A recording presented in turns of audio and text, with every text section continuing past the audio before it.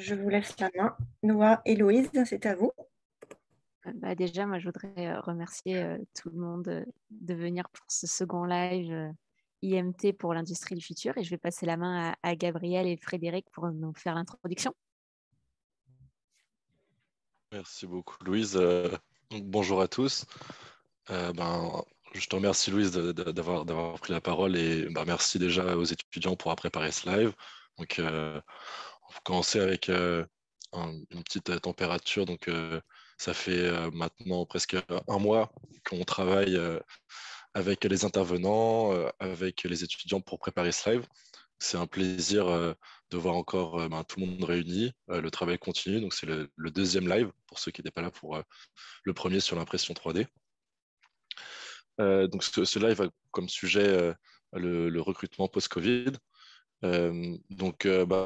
Je peux commencer avec une petite définition pour introduire le sujet. Donc la définition selon Le Larousse, recruter, c'est engager des gens pour tenir certains emplois, une définition assez simple, et celle de Wikipédia qui nous dit que le recrutement, c'est l'ensemble des actions mises en œuvre pour trouver une personne supposée correspondre aux besoins et aux compétences considérées comme requises à un poste de travail donné dans une organisation donnée. Donc sur cette... est-ce que Frédéric, tu veux compléter déjà cette petite définition? Alors, je suis pas sûr d'être meilleur que vous.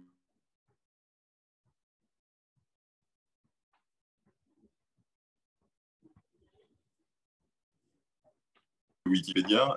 En tout cas, les ressources humaines, de façon générale, étaient un sujet très important pendant le Covid, puisque pendant le Covid, beaucoup d'entreprises, et les industriels notamment, qui ont vu leur activité fortement se réduire, se sont demandé comment ils allaient faire pour garder leur personnel, leurs équipes. Et il y avait un vrai enjeu qui était, il est compliqué d'avoir les bonnes équipes, d'avoir les bonnes compétences, d'avoir les bonnes ressources, et les perdre aurait été une double sanction. D'abord, la sanction de la baisse d'activité liée au Covid, et puis la sanction de perdre des équipes qu'on a mis longtemps à former, qui sont très opérantes et qui risqueraient de ne pas revenir dans l'entreprise. Donc, il y a eu toute une dimension pour conserver absolument les compétences.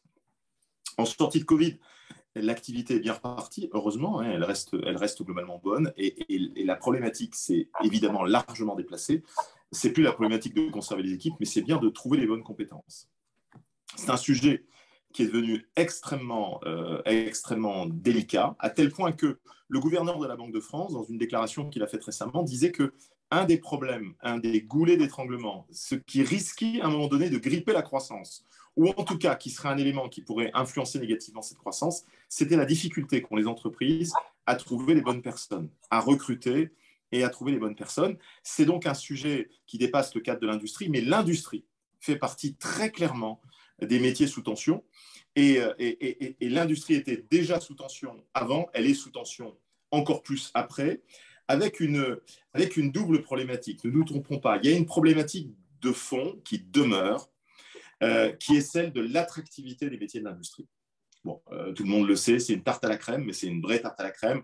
L'industrie, l'image de l'industrie a finalement pas beaucoup changé. L'industrie a beaucoup changé, mais son image dans l'opinion publique n'a pas beaucoup changé.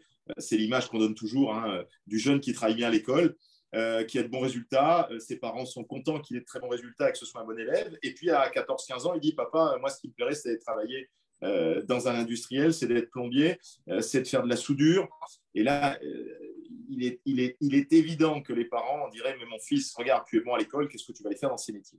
Il y a une culture française qui veut qu'on préfère voir son enfant avec un attaché-caisse qu'avec une boîte à outils. Et donc, tant qu'on n'arrivera pas à convaincre les jeunes, mais surtout leurs parents, que l'industrie a changé, que l'industrie aujourd'hui, c'est propre, qu'on utilise des technologies de pointe et qu'on a une vraie possibilité de faire carrière à quel que soit le niveau. L'ascenseur social marche dans une entreprise industrielle.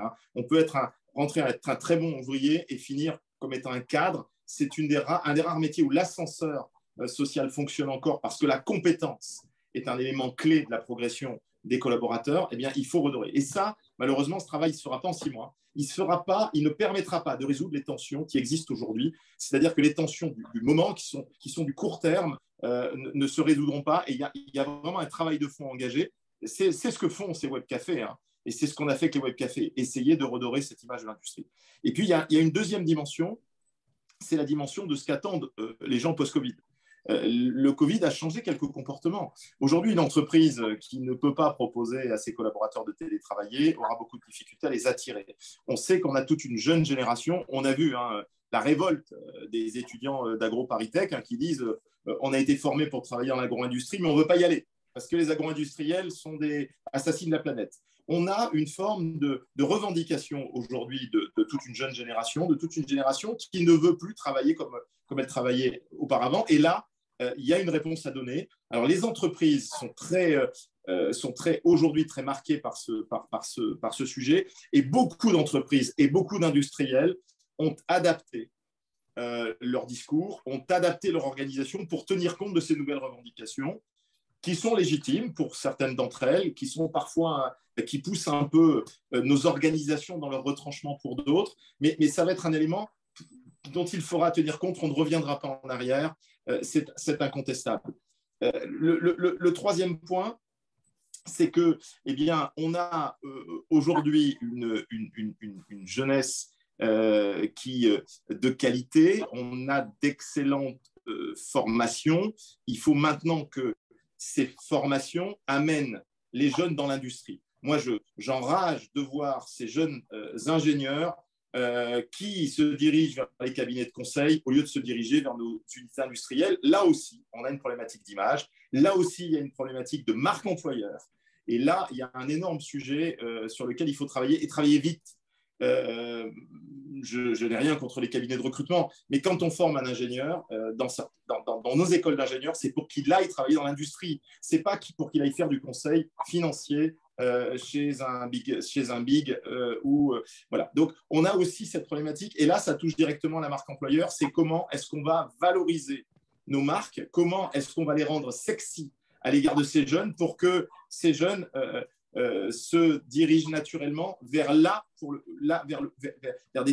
secteur pour lequel ils sont formés. Jusqu'à présent, l'aéronautique, par exemple, avait réussi ce challenge. L'aéronautique ou le spatial arrivait. D'autres industries, je vois par exemple qu'il y a Cuisine Schmitt, qui est un magnifique industriel et qui a une usine à Colmar juste incroyable. Voilà. Mais il faut que l'image, on travaille aussi sur ces images-là, et ça, c'est un enjeu du court terme. Voilà. Donc, pour moi, le sujet est posé. C'est un problème aujourd'hui, clairement, cette tension. Il y a un certain nombre de solutions à moyen terme et à court terme, mais le sujet est horriblement complexe et malheureusement, personne ne sait le régler aussi facilement qu'on aimerait. Ça va malheureusement continuer à être un métier sous tension. Et par contre, tout ce qui est entrepris, il ne faut pas lâcher. Il y a du travail je dirais, de répétition. La pédagogie, c'est l'art de se répéter. Et c'est ça, en fait. Il faut répéter, montrer, démontrer, mettre des images en ligne, montrer ce qu'est l'industrie aujourd'hui pour rassurer les jeunes et leurs parents et pour essayer de faire venir dans ce métier, qui est un métier formidable, que je défends depuis des années, vous le savez, qui est un métier formidable et il faut arriver à convaincre tout le monde que l'industrie aujourd'hui n'est plus l'industrie d'hier, qu'elle a beaucoup changé et qu'elle permet d'y faire de magnifiques carrières. Voilà, voilà mon petit billet d'humeur. C'est un sujet emmerdant, pour utiliser un mot, mais il y a quelques solutions. Il faut pas se laisser aller et pas se décourager. C'est une partie qui mérite d'être gagnée. Merci beaucoup, Frédéric. Avant de laisser la main à Noah et Louise, j'avais préparé 3 petites questions pour un peu introduire le sujet, quelques statistiques. Donc, si tu veux bien, je vais te les poser et tu essaieras d'y répondre spontanément. Ça te va? C'est des chiffres. Gabriel, pardon, je vous interromps juste. Je voulais juste lancer le sondage pour que les personnes qui sont avec nous puissent y répondre. Tout à fait. Et je te laisse lancer tes petites questions en parallèle. Voilà. Donc, pendant que les autres répondent au sondage, alors, j'ai une petite question pour toi. Donc, il y a 3 questions. La première, ce serait, selon toi, quelle proportion d'entreprises estime qu'il est difficile de recruter en 2022? Moi, je pense qu'il y a plus de la moitié des entreprises françaises. Alors, je ne connais pas le chiffre exact, mais je pense qu'au moins la moitié des entreprises françaises, et j'espère que c'est plutôt 50 que 80%, mais je pense qu'au moins la moitié des entreprises françaises expriment des difficultés de recrutement. Et ben, tu es pas loin du tout. C'est un peu plus de la moitié, c'est 60%. Donc, selon une enquête du Pôle emploi, 60% des entreprises estiment qu'il est difficile de recruter en 2022, avec une majorité pour les grandes entreprises. Donc, 72% des grandes entreprises estiment qu'il est difficile de recruter, face à 59% pour les TPE et PME. Et ça, c'est un chiffre plutôt rassurant. Hein. C'est un oui, chiffre plutôt moins rassurant. haut que du coup de ce que tu estimais dans le pire des cas. Enfin, 72% quand même pour les grandes entreprises. Donc, ma deuxième question, c'est selon toi, quel domaine de l'industrie les employeurs trouvent dont les besoins correspondent le moins au profil qu'ils recrutent? C'est-à-dire dans quel domaine de l'industrie, pour un profil recruté, ça correspond le moins à ce qu'un employeur attendait? Oula, alors là, là, j'en ai aucune idée. Je ne sais pas. Je ne sais pas du tout. Là, on est dans un niveau de détail que, n'étant pas industriel moi-même, malheureusement, je ne sais pas. Moi, j'ai des informations au cas par cas. Hein. Je sais qu'on a à Marseille, où je vis, hein, on n'a pas très loin un centre de formation au métier de l'aéronautique. Le directeur me disait que trouver par exemple des câbleurs, hein, trouver des gens qui sachent câbler et faire du câblage, notamment dans l'aéronautique, quand on voit le nombre de câbles qu'il y a dans une carlingue d'avion, il disait que c'était juste effroyablement compliqué. Voilà, donc il y a des métiers, il y a des points très spécifiques qui sont. Je sais que trouver un très bon soudeur, par exemple, capable de souder sur tout type de. C'est horriblement compliqué aujourd'hui. Voilà, il y a quelques métiers dont je sais qu'il y a des tensions particulières. Et ben, en fait, ta réponse se rapproche un peu de la question, puisque un secteur qui va donc rassembler ses capacités techniques, c'est celui de la construction, où selon une enquête de l'APEC en 2022, 82% des profils recrutés correspondent pas aux besoins exprimés par les employeurs. Et Ouais, c'est quand même un vrai sujet. Ça veut dire que les recruteurs recrutent par défaut, hein, c'est-à-dire recrutent des gens pour faire quelque part une activité pour laquelle ils n'ont pas été correctement formés. Donc c'est assez inquiétant comme constat. Voilà. Et vient derrière l'industrie manufacturière, donc vraiment quelque chose enfin, les métiers plus techniques. Comme tu le disais, je pense que l'aéronautique, en partie, y fait référence.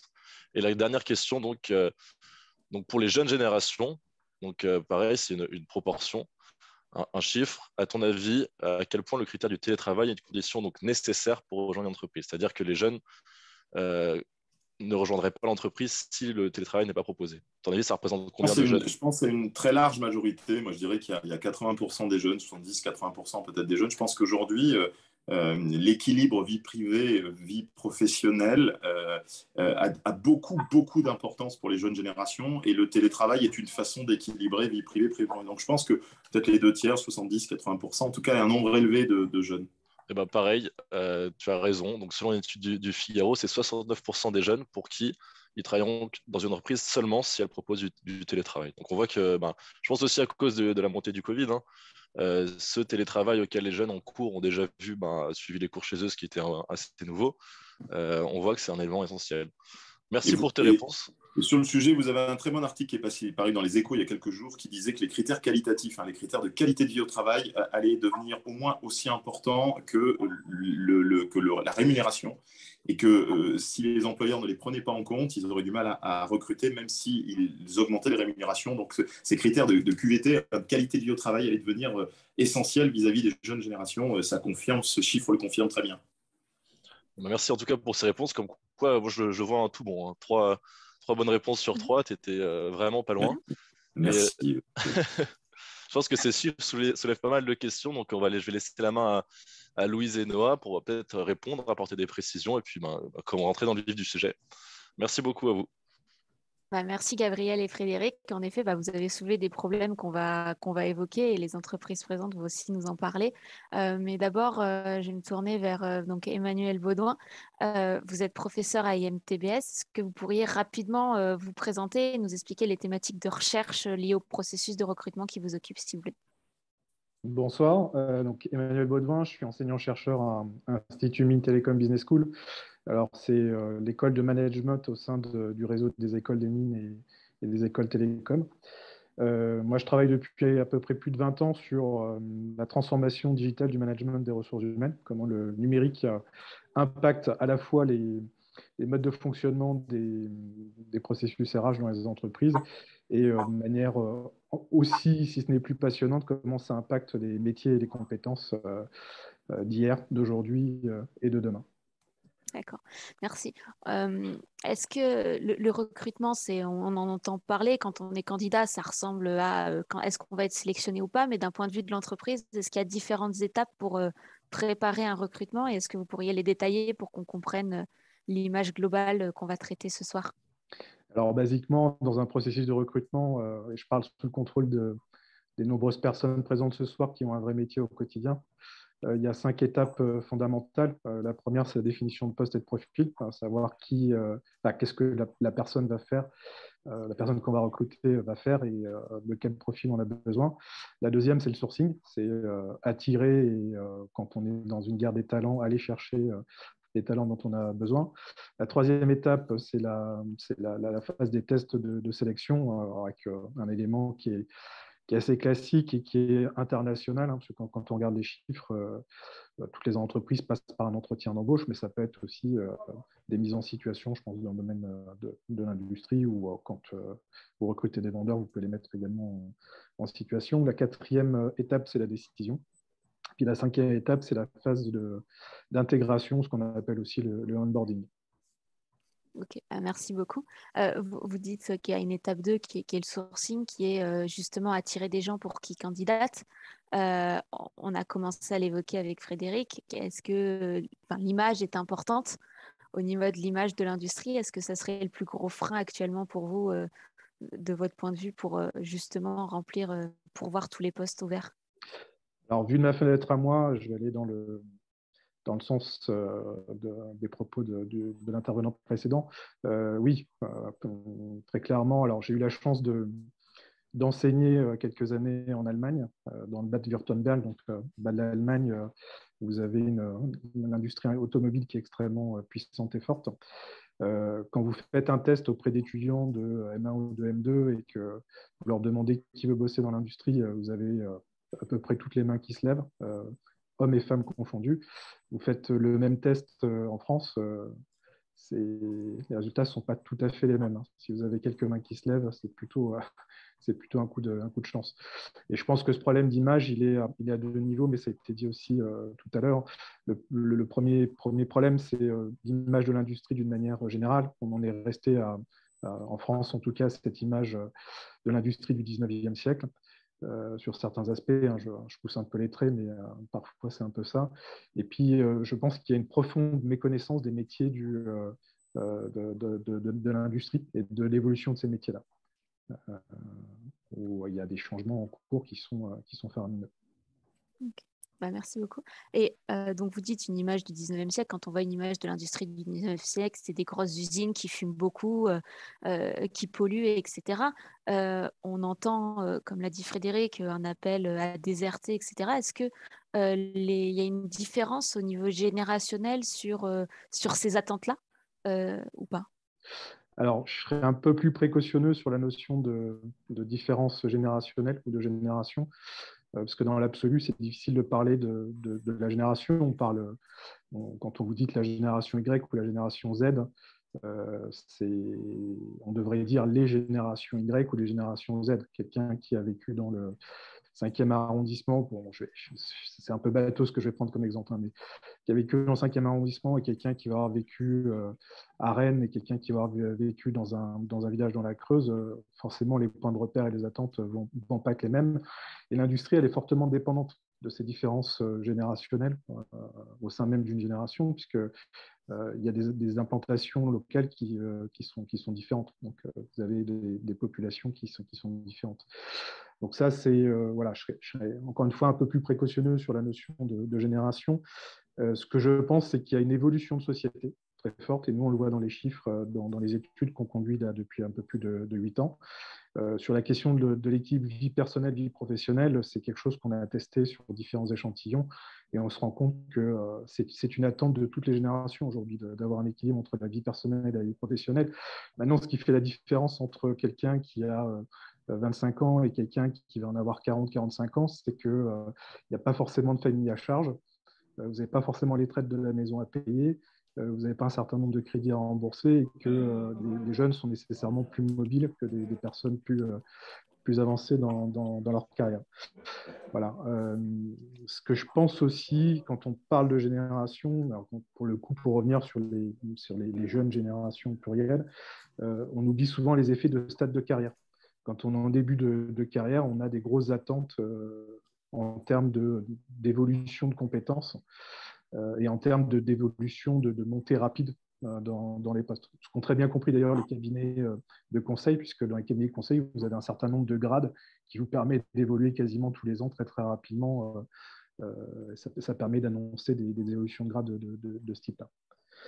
Voilà. Puis pour l'évolution de société, je donnerai quand même un exemple. J'ai eu la chance d'échanger il y a quelques temps avec ma voisine qui est directrice de production dans l'industrie agroalimentaire.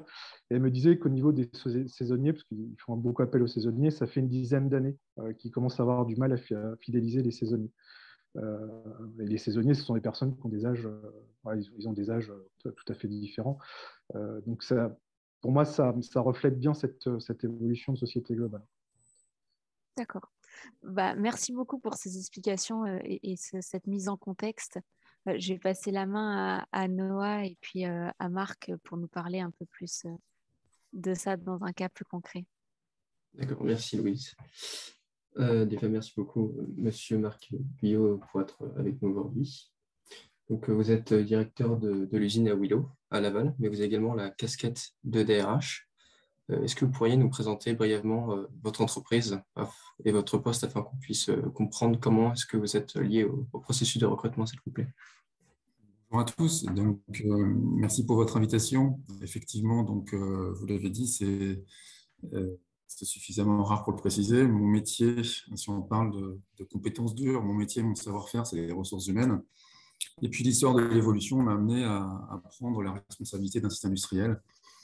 Parce qu'il y a maintenant 4 ans, on a eu à gérer un changement, voilà, une organisation. Et puis, l'organisation, elle touche souvent les hommes. Et donc, on est au carrefour des problématiques qu'on a déjà abordées depuis un certain temps. Donc, ça faisait sens. Donc, Vilo, une entreprise de 700 personnes à Laval, rattachée à un groupe industriel allemand qui même fait 1000 personnes. Nous fabriquons des pompes pour 3 marchés, le bâtiment, l'industrie et le cycle de l'eau. Voilà, donc on a une usine relativement bien intégrée avec à peu près quasi 8% de l'effectif en recherche et développement, des activités support nécessaires à la production, une activité de production également, une plateforme logistique de 15 000 m² qui nous permet d'expédier quasiment 90% de la production que nous réalisons à Laval. Voilà pour la présentation. Donc, j'ai effectivement la casquette RH, ce qui fait de moi l'interlocuteur, on va dire, privilégié pour les processus de recrutement au sein de cette entreprise. D'accord, merci. Du coup, comme vous venez de dire, vous avez les casquettes de recruteur. Est-ce que les candidats sont toujours les mêmes que lorsque vous les recevez aujourd'hui que lorsque vous les receviez il y a 5 ans? Oui, ce sont les mêmes. Enfin, c'est-à-dire, est-ce qu'il y aurait eu un changement avec cette crise du Covid? C'est ça qui Oui, ferait c'est que ça. les candidats aient changé? Moi, je pense pas. Je pense que les crises sont juste des accélérateurs de tendance. Que la tendance, elle était déjà là il y a 5 ans. Hein. Il y a des cycles longs, des cycles courts, mais les tendances lourdes, elles ne changent pas du jour au lendemain. Et la tendance était déjà là il y a 5 ans. Alors, on l'a prise pour certains d'entre nous en pleine phase parce qu'on n'y était pas préparé. Mais quand on regarde déjà bien en arrière, on parlait de quoi? De quête de sens, de cohérence entre projet familial et projet d'entreprise et projet professionnel. Il y avait déjà on sentait pointer un petit peu toutes ces notions qui étaient peut-être un petit peu nouvelles et pour lesquelles on se posait encore un peu des questions sur savoir si c'était simplement un effet de mode ou s'il allait falloir réellement ajuster nos modes de management et de recrutement. Aujourd'hui, forcément, c'est clair, aujourd'hui, un recruteur qui continuerait à nier cette évidence que les attentes des candidats ont changé et qui persévéraient dans sa voie, en considérant qu'il y a uniquement les attentes de l'entreprise qui doivent être satisfaites, eh bien, c'est clairement voué à l'échec. C'est clairement voué à l'échec. Donc effectivement, donc moi je dirais le changement, en synthèse, pour répondre clairement à votre question, c'est une quête de sens et de cohérence, recherche de cohérence entre des attentes personnelles et puis un projet d'entreprise que peut proposer une organisation. D'accord. Donc, est-ce qu'on pourrait résumer ça avec l'idée que maintenant les candidats portent plus d'attention aux valeurs qu'à l'entreprise? Les valeurs. Je suis toujours très vigilant sur les valeurs parce que les valeurs, sont entendues, il y a des bonnes valeurs, des mauvaises valeurs. Ça, il faut quand même être relativement vigilant sur le sujet. Néanmoins, il faut vraiment être en veille là-dessus.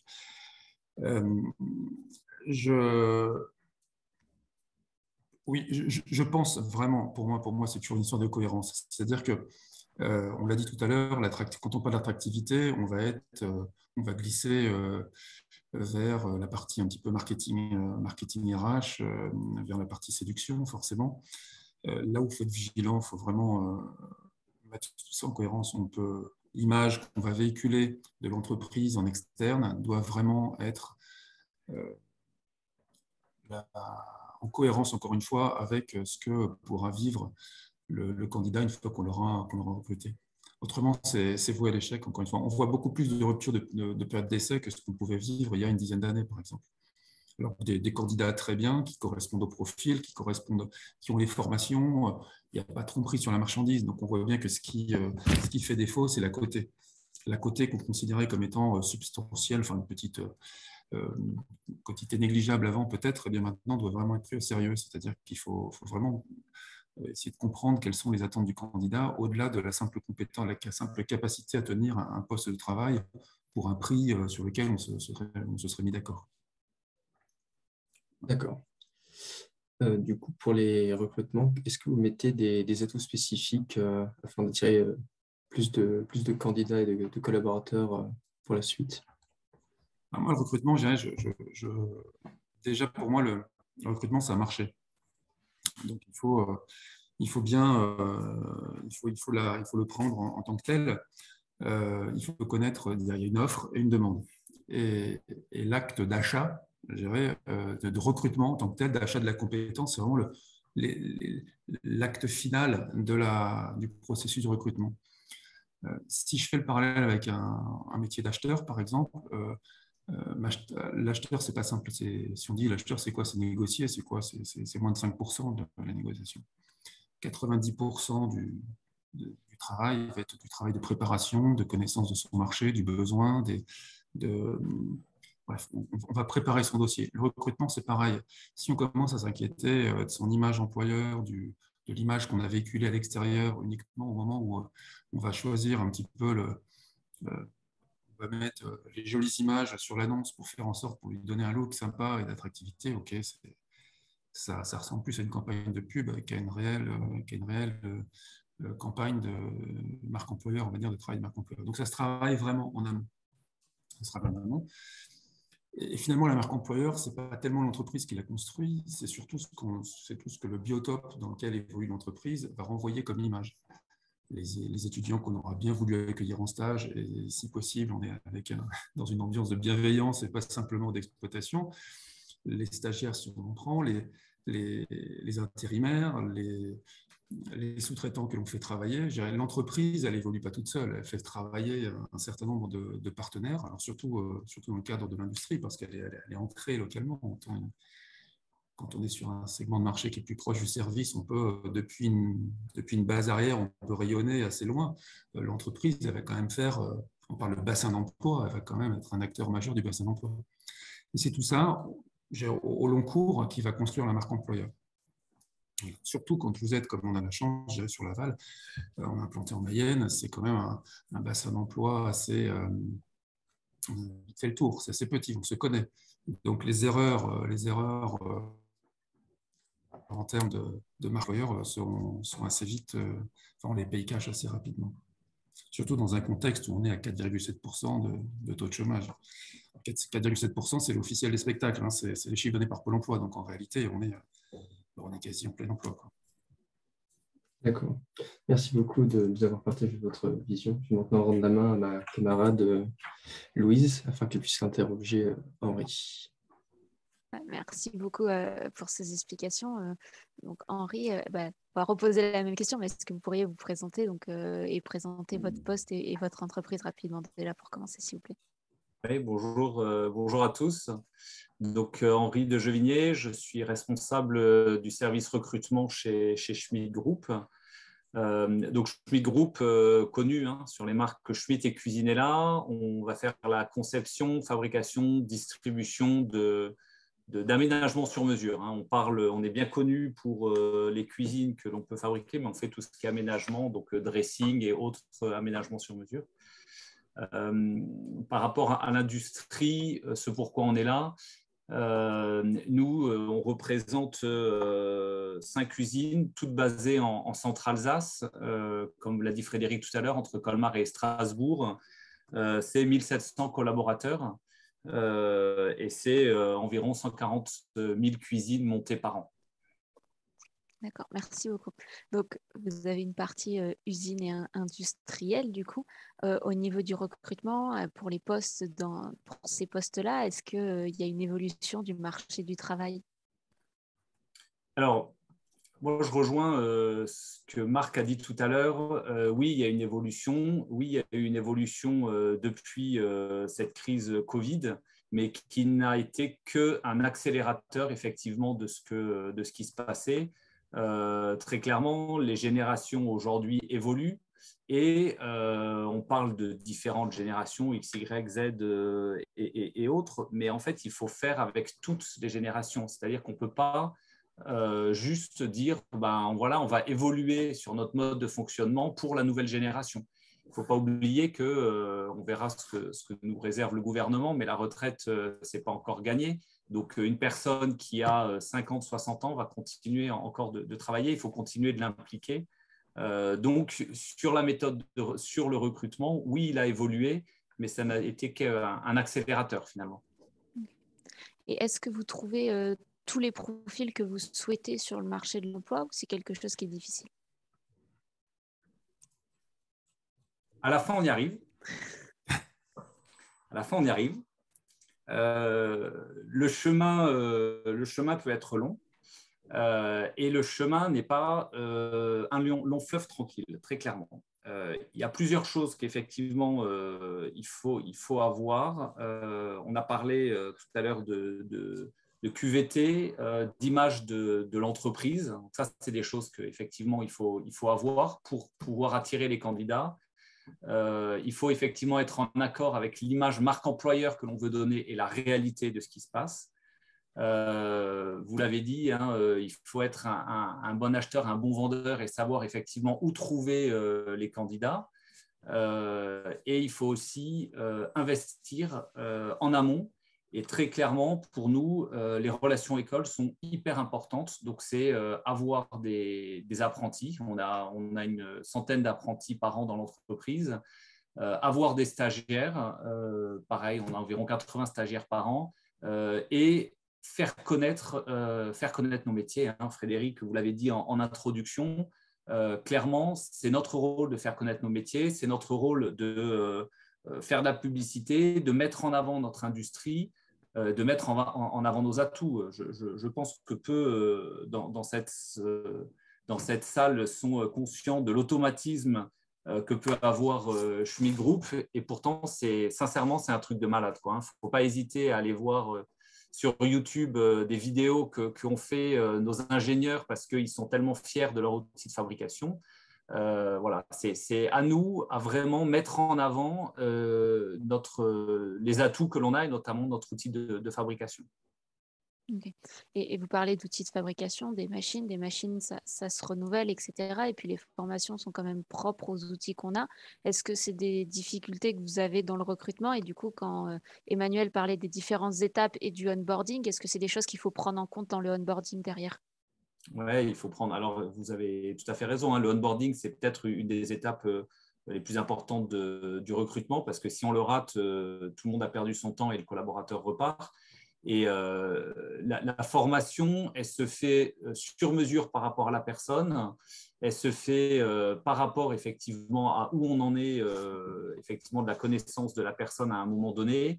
Et c'est très important. Il faut, quand on parlait tout à l'heure des difficultés du recrutement, une des solutions, c'est aussi d'accepter de recruter des personnes qui ne répondent pas à 100% aux critères recherchés à l'origine.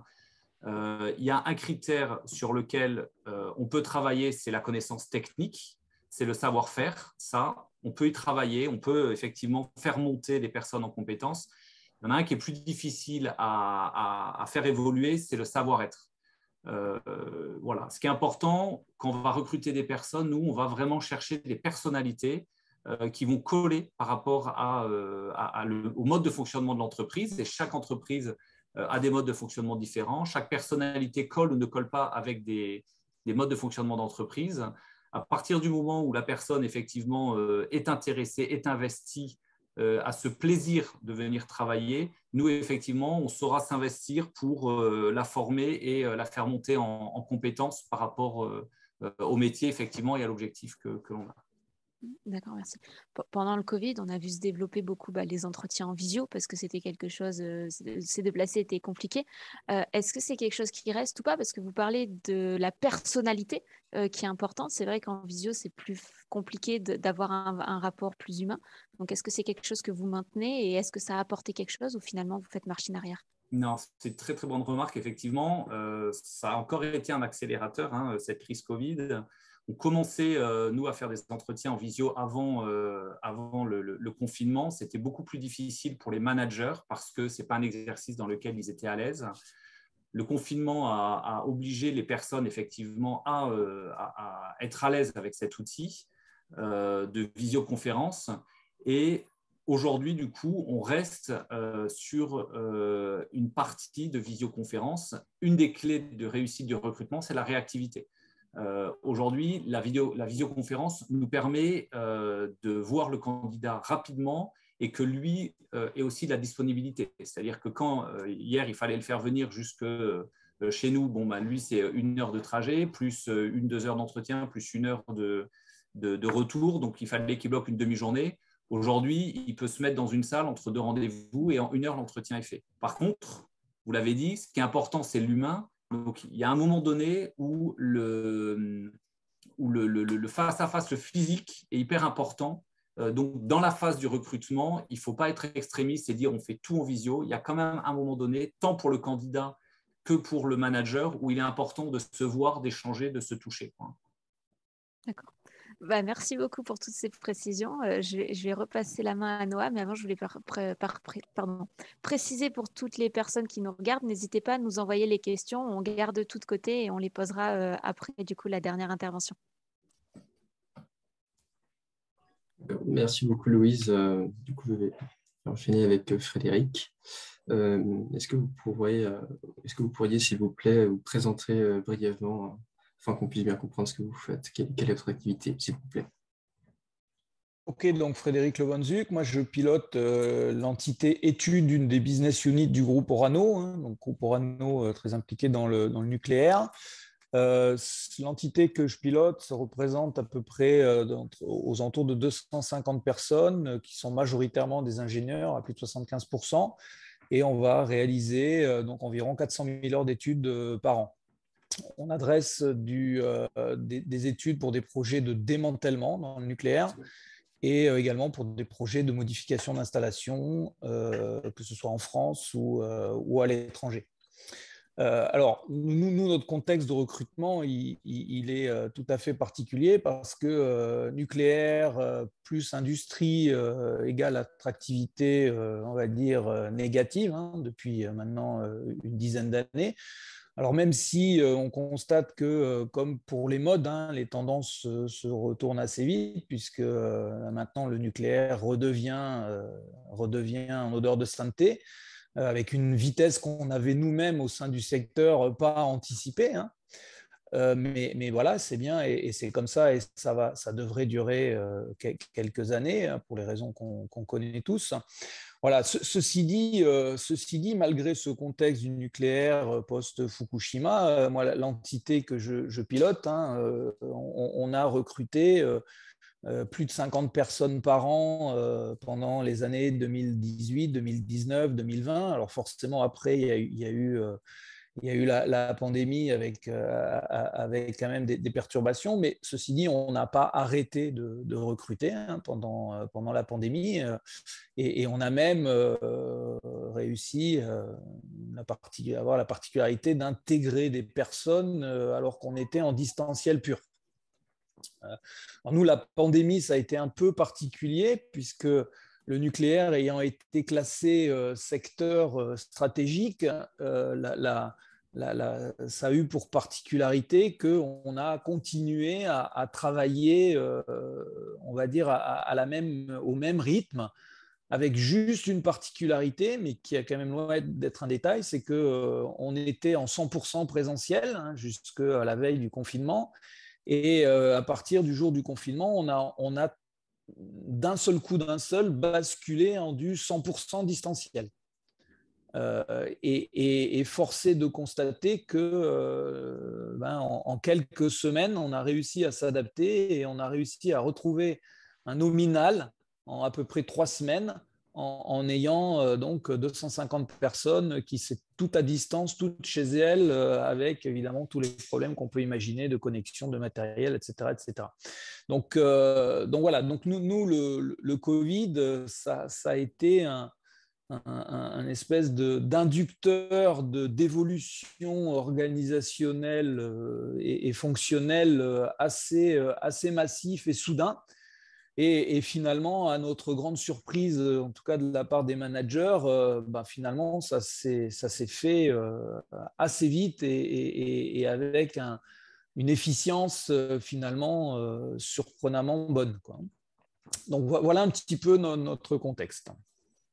D'accord. Alors ceci dit, moi, à titre personnel, j'ai entendu des choses sur l'industrie. Donc moi, je suis un pur produit de l'industrie. Ça fait 30 ans que je suis dans ce domaine-là, que ce soit l'industrie chimique, pétrolière, nucléaire, papetière, pharmaceutique, etc. etc.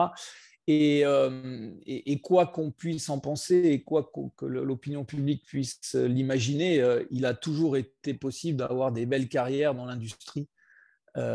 Et de faire ce qu'on y trouvait, de quoi s'éclater et de quoi faire des choses absolument extraordinaires.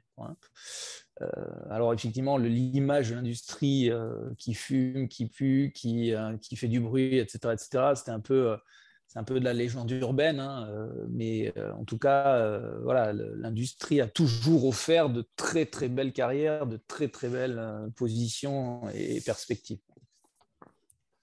D'accord, merci. Comme vous le disiez, pendant la pandémie, vous n'avez pas arrêté de recruter. Est-ce que maintenant que la pandémie s'est calmée, est-ce que vous avez retiré des leçons sur les compétences nécessaires pour les nouveaux candidats qui arrivent aujourd'hui? Alors, je ne vais pas être très original dans ce que je vais dire, et je vais enfoncer le clou dans le fait que la pandémie n'a fait qu'accélérer des choses qui étaient soit déjà initiées, soit frémissantes. Donc voilà, donc je partage tout ce qui a été dit avant par tous les autres intervenants. Donc aujourd'hui, ce que la pandémie nous a montré ou nous a fait prendre conscience de façon beaucoup plus massive, c'est moi je dirais, je mettrais peut-être en premier une individualisation de la gestion des personnes. Et nos managers aujourd'hui, en tout cas nos managers de premier niveau, nos managers de terrain, ils ne managent plus des équipes, ils managent des personnes qui constituent une équipe. Et ça, on l'a, nous, extrêmement vu au niveau du confinement, quand finalement, il n'y avait plus de collectif, ou en tout cas plus de collectif physique.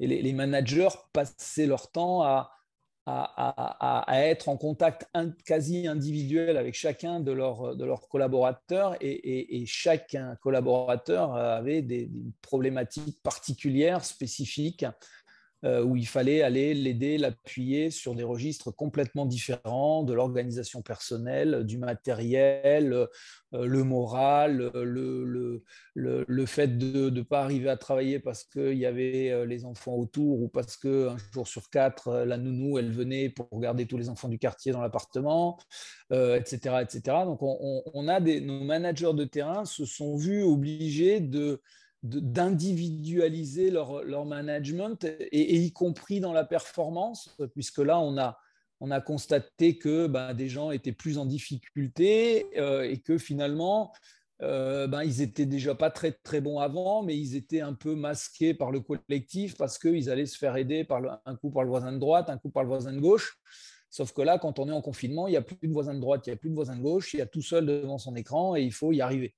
Donc voilà, on a vu comme ça sur tout un tas de registres cette individualisation, y compris des gens qui sombraient totalement. Hein. Donc on a eu, nous, pendant la pandémie, surtout pendant la phase de confinement, des gens qui ont sombré, qui ont complètement décroché, qui ont été complètement perdus et qui nous suppliaient tous les jours de revenir au boulot parce qu'ils n'arrivaient pas à trouver un rythme, ils n'arrivaient pas à se concentrer, ils n'arrivaient pas, etc., etc., avec des gens qui ont jusqu'à des extrêmes, hein, des gens qui ont sombré dans la dépression, dans l'alcool, etc., etc. Et donc voilà, donc il y a cette dimension individuelle qui est apparue nécessaire pour nos managers et qui finalement, maintenant que les gens sont revenus, continue à exister. Alors évidemment, quand on a un collectif physique, c'est un peu moins nécessaire, mais malgré tout, on voit que voilà, il faut arriver à piloter des personnes et plus des équipes. D'accord. Eh bien, merci beaucoup pour nous avoir partagé votre vision. Maintenant, nous allons passer au temps des questions, du coup, que les spectateurs ont peut-être posées dans le chat afin de discuter avec les gens. Ouais. Donc, n'hésitez pas, si vous avez des questions, n'hésitez pas à en poser. On en a déjà une qui est arrivée. Alors, je ne sais pas qui veut répondre, mais il y a Gérard qui dit « L'orientation, elle est capitale en fin de collège pour arrêter les jeunes vers les métiers du compagnon et les techniciens. » Est-ce qu'il y a des arguments pour attirer les bons et ça, malgré les parents, malgré le côté social? Je sais pas qui. Il y a juste un micro ouvert quelque part qu'il faudrait couper pour pas qu'il y ait de bruit de fond. Merci. C'est bon. Donc, je ne sais pas si Henri ou si Marc, par rapport à vos... Je peux peut-être donner un éclairage pour ma part. Je pense que c'est un petit peu jeune, en 4e ou en 3e, pour définir de l'orientation. Et au risque de choquer, je ne suis pas sûr que ce soit l'éducation nationale de former des ouvriers, c'est de former des citoyens. C'est aux entreprises de se prendre en main, notamment si on prend avec l'aide des organisations professionnelles. La métallurgie, par exemple, est très bien structurée, elle ouvre des écoles professionnelles, et puis peut-être qu'à 17-18 ans, quand on a peut-être acquis un petit peu plus de maturité, ça évitera aussi d'avoir des réorientations très précoces où on voit des jeunes qui s'orientent pas forcément par choix dans des filières, et qui sont obligés après de se réorienter. Et s'ils n'ont pas acquis suffisamment, là pour le coup, on parlait de savoir-faire et de savoir-être, il y a basiquement aussi des savoirs. Les savoirs, on les acquiert à l'école, et s'ils n'ont pas acquis suffisamment de briques solides, de fondations, eh bien, malheureusement, ce sera très compliqué de se réorienter. C'est un avis tout à fait personnel, mais voilà. Donc néanmoins, je n'ai pas pris la parole pour botter en touche. Je pense malgré tout que si on regarde d'une manière générale à quoi aspirent aujourd'hui les candidats, les jeunes ou les moins jeunes, ceux qui souhaitent se réorienter, ça aussi c'est une nouveauté. Hein. Quand on rentrait dans le CDI était roi il y a quelques années, il ne l'est plus forcément, et quand on rentrait dans une entreprise à peu importe quel âge, mais on y rentrait en CDI et c'était le Graal et on souhaitait y faire carrière. Aujourd'hui, on voit que même à 45 ans, il y a un certain nombre de reconversions qui sont possibles, et finalement c'est peut-être le côté positif, ça génère des opportunités aussi pour à la fois les employeurs et à la fois les salariés. Donc comment les attirer? Enfin, ils souhaitent quoi? Ils nous disent quoi? Ils nous disent, encore une fois, je reviens, ils veulent du sens, de la cohérence, ils veulent pouvoir agir souvent. Pourquoi est-ce que les problématiques environnementales, les problématiques sociétales prennent le pas sur la société civile et puis sur les problématiques de recrutement? Pourquoi est-ce qu'elles rentrent dans les entreprises? Parce que les gens qui sont avant tout des citoyens ont envie d'agir. Et où est-ce qu'on agit? Où est-ce qu'on agit le plus? C'est quand même dans les entreprises. Il suffit de regarder autour de nous, là, tous les uns et les autres, on est entouré de biens manufacturés. Alors, ou bien on les fait un petit peu à l'ancienne avec l'image, effectivement, d'entreprises pollueuses qui mobilisent des ressources qui sont, on le sait maintenant, qui ne sont pas infinies. Ou bien, alors je mets de côté tout le côté où on se dit de toute façon un peu comme anti-consumériste, là, parce que c'est pas, si c'est le cas, ok, très bien, mais il faut accepter de ne plus utiliser les moyens de communication qu'on est en train d'utiliser, par exemple. Donc, si on part du postulat qu'à ISO périmètre technologique, on veut avoir un impact positif sur notre environnement et puis sur le futur, eh bien, il faut s'engager dans l'industrie, parce que d'où est-ce qu'elle viendra l'innovation? Elle viendra de l'industrie. Et c'est exactement ce que disait Frédéric tout à l'heure. Il disait que c'est un des seuls endroits encore où on peut faire des choses fabuleuses, mais à tout niveau. À tout niveau. On peut avoir des développements de carrière, des développements personnels qui sont formidables. Voilà. Et puis si on a une vision sur le long terme, eh bien, on arrive quand même malgré tout à surfer sur les vagues parce que des crises, il y en a tous les jours, quoi. Donc, l'industrie, quand même, on a des joyaux dans l'industrie. Voilà, je ne suis pas là pour faire la pub du groupe dans lequel je travaille, mais on va fêter les 150 ans du groupe cette année. 150 ans quand même, enfin, c'est quand même phénoménal. Donc forcément, des crises, ils en ont connu, 2 guerres mondiales, enfin, je veux dire, voilà, quoi. Donc, ils sont toujours là, ils vendent toujours des pompes. Et on véhicule de l'eau, c'est des choses qui sont porteuses à venir malgré tout. Voilà. Et on travaille aussi sur la réduction de l'emploi de nos ressources, quoi, sur les matériaux, pour faire en sorte on a des moteurs, les moteurs c'est avec du cuivre, donc on travaille forcément on travaille sur des technologies avancées pour pouvoir mobiliser le moins de ressources et répondre à toutes ces problématiques que peuvent se poser les citoyens, les candidats, les futurs candidats, parce qu'encore une fois, avant tout, sont des citoyens. Eh bien, c'est dans l'industrie. Si on trouve les bons mots, c'est dans l'industrie. Donc, en synthèse, plutôt que de parler du quoi, c'est-à-dire ce que vous allez faire comme métier, surtout qu'en plus, ouvrir une boîte de Pandore, on n'est pas sûr de pouvoir garantir l'avenir, parce que le métier d'aujourd'hui, ce n'est pas forcément le métier de demain, ni d'après-demain. Donc, former des jeunes aujourd'hui à des technologies, bien sûr qu'il faut un vernis technologique, mais creuser un sillon très profond dans telle ou telle orientation, moi, je ne sais pas ce que ça donnera plus tard. Donc, par contre, montrer que le comment, c'est-à-dire comment on va pouvoir se réaliser et le pourquoi, je suis persuadé qu'on peut attirer des gens, et c'est ce qu'on fait aujourd'hui. Merci. Je vais rebondir sur la question qu'Éric a posée dans le chat, qui du coup nous est plus concernée avec Noah. Il dit qu'il tente de faire des vidéos sur l'industrie pour montrer les défis techniques sur lesquels il travaille, mais il ne pense pas que cela ait beaucoup de sens pour les élèves de première ou terminale. Donc, il demande aux jeunes quel est le vocabulaire à utiliser. Moi, je vais te donner une réponse. Ce n'est pas forcément un vocabulaire, c'est aussi montrer des choses. C'est montrer des choses dans leur intégrité, dans le métier, dans la journée, dans l'utilisation d'une machine dans sa totalité, dans l'utilisation du produit fini également. Je pense que c'est ça qui actuellement aide quand on voit les dizaines de youtubeurs francophones ou anglophones sur YouTube qui font des vidéos sur un produit, comment il marche, le démonter, en faire une super machine, etc. Ils ont des millions et des millions de vues. Donc, je pense que ça attire, mais qu'il faut en montrer avec simplicité en fait et plus essayer de complexifier le sujet. Je ne sais pas si Noah, tu veux compléter cette question-là.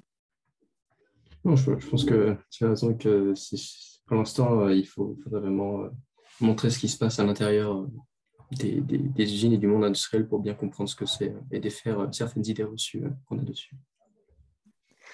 Moi, j'ai une dernière question pour nos 4 intervenants aujourd'hui. On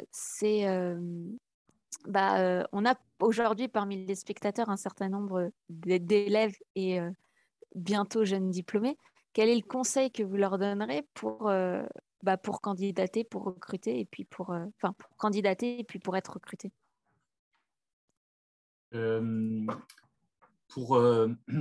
pour candidater, très clairement, il faut commencer par s'intéresser s'ouvrir vraiment l'esprit, s'intéresser à un maximum de choses et vraiment postuler dans des secteurs, des entreprises qui nous font rêver. Si on est intéressé, alors c'est pas un super exemple, mais par l'automobile, on a une passion d'automobile, il ne faut pas hésiter. Moi, j'ai toujours voulu travailler dans une entreprise automobile. Il ne faut pas hésiter de travailler effectivement dans le secteur d'automobile. Après, il faut vraiment s'ouvrir les possibilités. Finalement, c'est peut-être pas dans l'automobile que quelqu'un qui est fan de l'automatisme, c'est peut-être pas dans l'automobile qu'il va trouver l'automatisme le plus poussé. Donc, c'est là où il faut qu'il s'ouvre l'esprit. Nous, on fabrique juste des cuisines. OK, c'est quelques façades que l'on assemble, mais c'est hallucinant l'automatisme qui a été mis en place et jamais, avant d'avoir visité cette usine, j'aurais pu imaginer qu'on a un automatisme qui dépasse celui de l'automobile.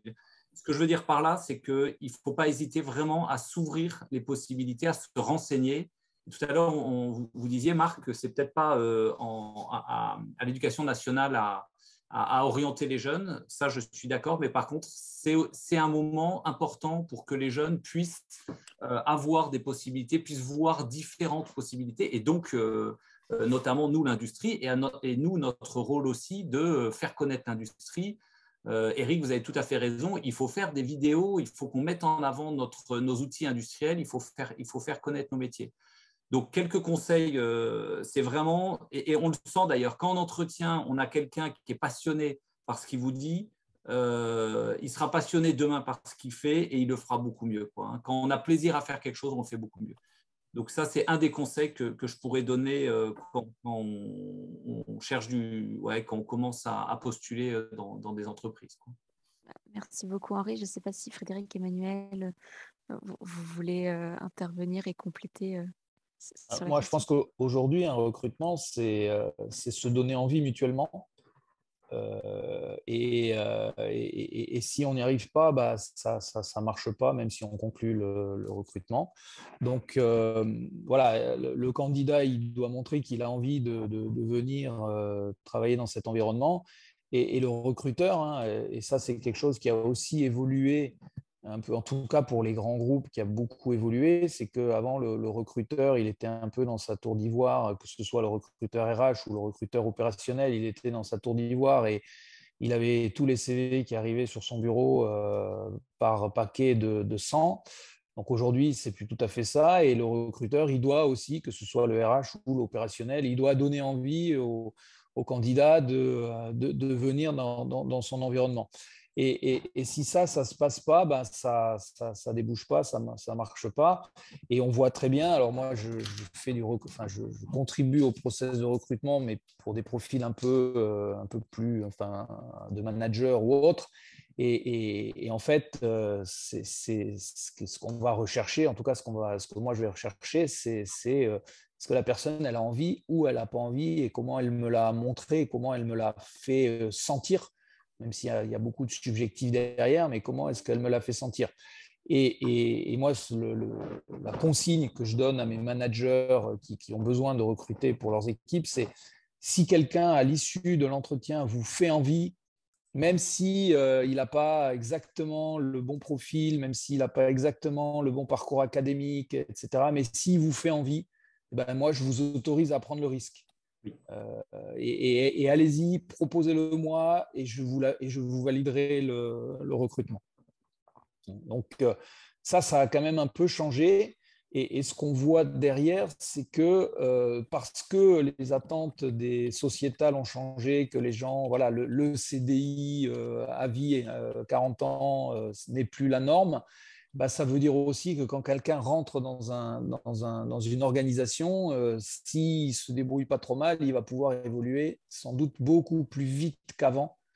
Et on va, nous, en tout cas en tant que manager, on cherche ces profils-là pour les faire évoluer. Et ce qui prenait peut-être 5 ans, 10 ans, il y a une vingtaine, une trentaine d'années, va pouvoir peut-être aujourd'hui prendre 3 ans, 4 ans.